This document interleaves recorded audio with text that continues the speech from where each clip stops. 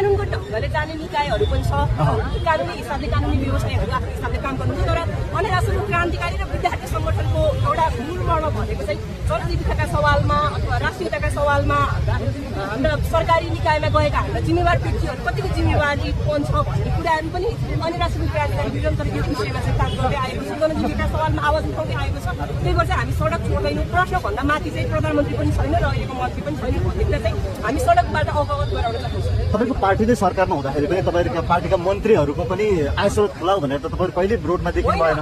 हामीले क्रमबद्ध ढङ्गले पार्टीभित्र बसिसकेपछि सिस्टमेटिक हिसाबले पार्टीभित्र आवाज उठाउँदै आएको कुरा। सडकमा आउने कुरा त हुँदैन नि त कतिपय पार्टीको कुराहरू। हामीले पार्टीभित्र हामीले यतिसम्म भनेको हो कि हिजोका दिनहरूमा सार्वजनिक पदमा बसेका बसेका व्यक्तिहरूका छोराछोरीहरू सार्वजनिक विद्यालयमा पढाउनुपर्छ। यति मात्रै होइन कि अकुत सम्पत्ति छ भने उनीहरूको पनि हाम्रै पार्टीको नेताहरू हुनुहुन्छ भने नि अहिले पनि छानबिन हुनुपर्छ र अहिले पनि हामी निरन्तर त्यो माग चाहिँ हाम्रो माग चाहिँ टुङ्गिएको छ।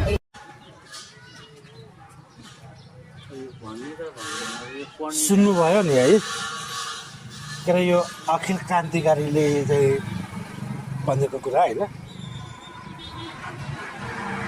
यसरी फोनमा हात छिराएर यसरी दुई लपेट हाल्न मन लाग्यो है,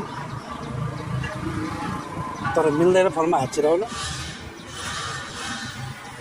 जुन यो अहिले नयाँ सरकार बालन सरकारको जति पनि मन्त्रीहरू हुनुहुन्छ उहाँहरू सबैजनाको चाहिँ सम्पूर्णको चाहिँ सम्पत्ति विवरण आइसकेको छ होइन।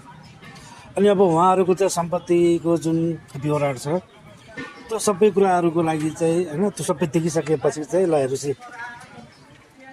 यस्ताहरू चाहिँ अब चाहिँ बाटोमा आएर सडकमा आएर होइन त्यो सम्पत्तिको स्रोत चाहियो।